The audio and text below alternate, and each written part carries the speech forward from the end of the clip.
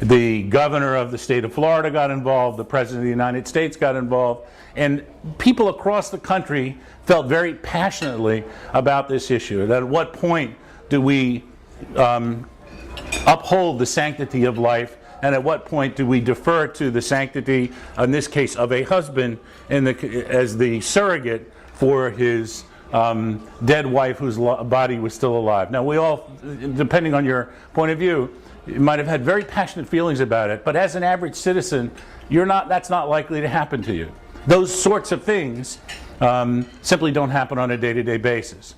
But what happens to most citizens on a day-to-day basis? Most citizens are impacted by their interactions with local government and local authority.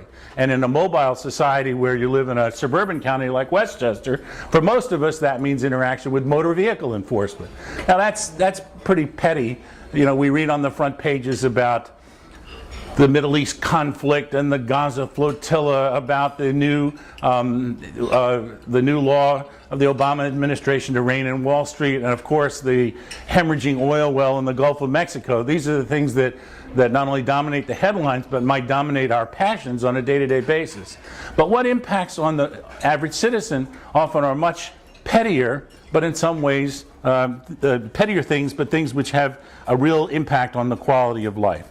So that whistleblowers who come forward do so in the same principle, in the same spirit of perfecting government, and newspapers like my newspaper publish that in accordance with the Rotarian or Taylor principles. So I give you as an example. For those of you who follow the newspaper, you may have noticed that not in last week's issue, which had a picture of for our Memorial Day, of the American flag and the Medal of Honor statue in Eastchester on the cover, but the issue of the week before. And on the cover of that, the headline was, "The Banana Republic of Mount Vernon." I'm addressing the Mount Vernon Rotary Club, and inside was a story that I wrote on criminal bid rigging in the Department of Buildings in Mount Vernon.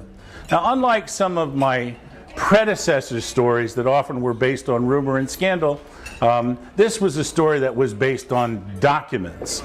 Documents that were given to me by an insider, by a whistleblower in Mount Vernon, and the story of that bid rigging scandal was revealed in the documents.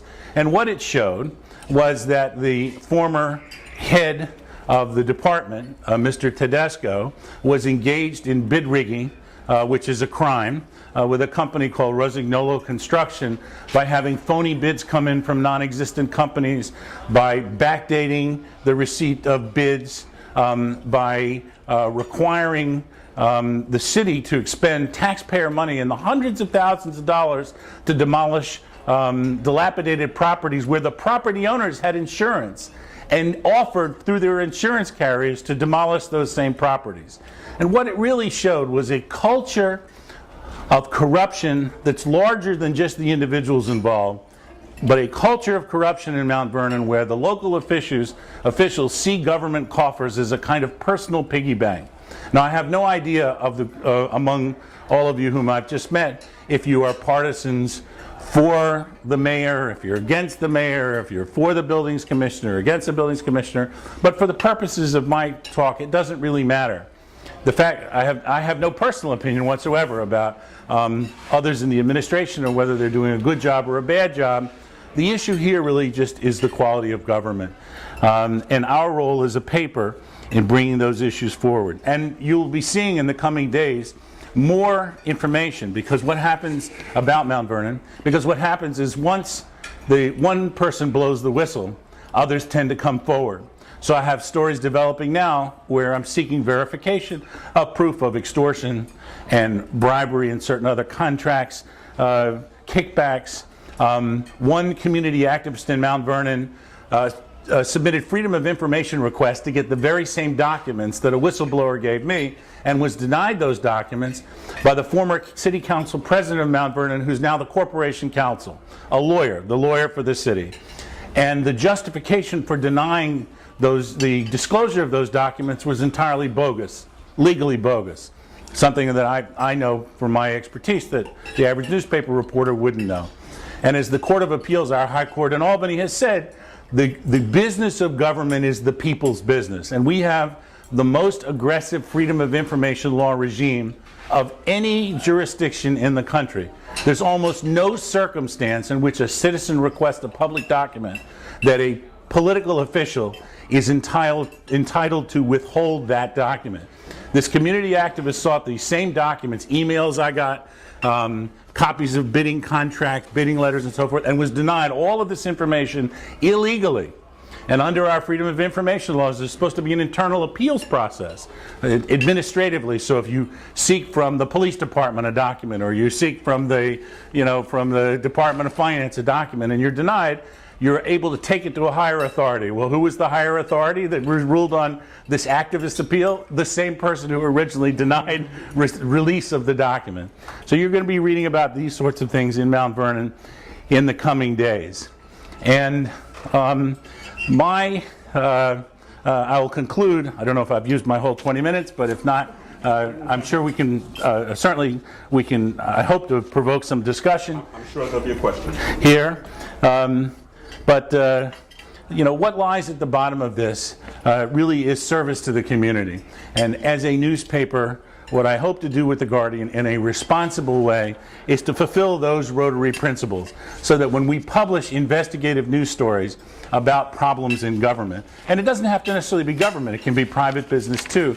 Permit me to digress about a story I've discovered today, quite by happenstance, again by someone coming to me, where in the city of Yonkers, if you park in a private parking lot, a commercial parking lot, let's say you're going to the local Dunkin' Donuts, and there's a sign up that says, parking for Dunkin' Donuts only, tow-away zone, and you live in the apartment building next door. If you park your car there, the owner of the Dunkin' Donuts has to get a permit from the city of Yonkers, and with that permit can tow your car away because you're abusing his property set aside for his patrons.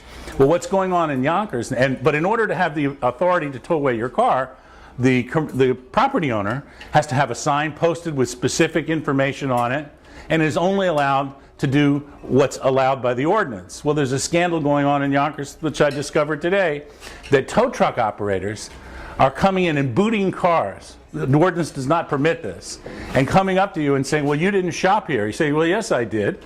I came to this strip mall to shop. Well, I saw you walk over there. Oh yeah, I just went over there to talk to the fellow and say, well, that's too bad. You weren't parking here. Give me $70 and I'll take the boot off your car. And so what's happening is these tow truck operators are going around basically extorting people from being able to drive away.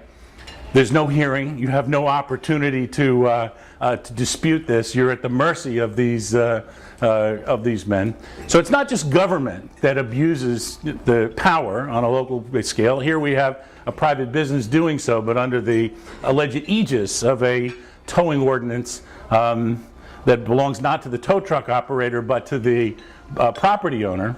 And I'm in the midst of trying to determine whether the property owner knows about it, was splitting the money with these towing companies, or claims to know nothing about it. You'll be reading about it soon. But these are the types of things that represent the fulfillment through a medium like the Westchester Guardian of those Rotary principles. Is it the truth? Is it fair to all concerned? Will it build goodwill? And is it beneficial? Well, it's certainly the truth if it comes forward, if it's not made up. And is it fair to all concerned? It's fair to expose things if those who are the target of an investigation are given an opportunity to respond, something that I always do and that my paper does in our stories that my predecessor didn't do. Will it build goodwill? Well, it won't build goodwill for the people abusing the community trust, but it'll certainly build goodwill in the community, who is the people who are to be served by the community, the same people that you serve as Rotarians. And will it be beneficial to all concerned? It certainly will be. And as I said, it fulfills the principle in our SHIELD statute. Let me end by saying that, if I could quote Thomas Jefferson again, what a good community, hard-hitting, investigative reporting newspaper does is fulfills the ultimate principle of liberty that Jefferson expressed when he said, when the people fear their government, there is tyranny. But when the government fears the people, there is liberty. Thank you.